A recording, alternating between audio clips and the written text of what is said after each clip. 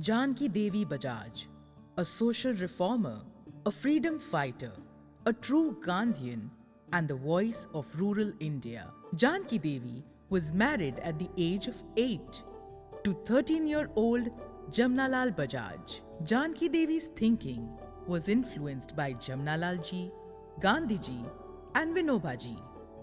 This is a remarkable story of a woman's journey who was surrounded by riches, yet chose a life of renunciation. In 1917, at the behest of Gandhiji, without a moment's hesitation, she gave up all her lavish ornaments forever. In 1919, it was the turn of Parda. Jankidevi gave up the symbol of social grace and aristocracy upon Jamnalal ji's request. At 28, she relinquished her fine silks and adopted khadi as her sole attire.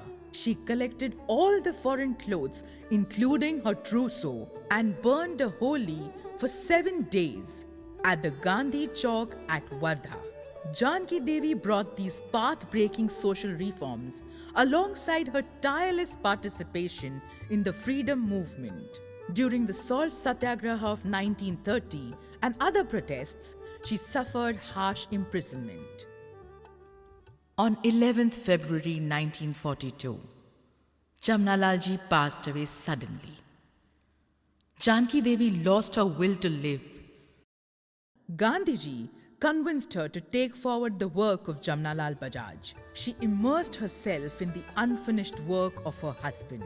She worked tirelessly with Vinoba Bhave for Koopdan, gifting of wells, Go Seva, and the well-known Bhudan movement. She served as a president of All India Go Seva Sangh for many years. The government of India conferred Padma Vibhushan on her in 1956 to recognize the selfless service rendered to the country by a relentless freedom fighter, a compassionate social reformer, and a die-hard Gandhian.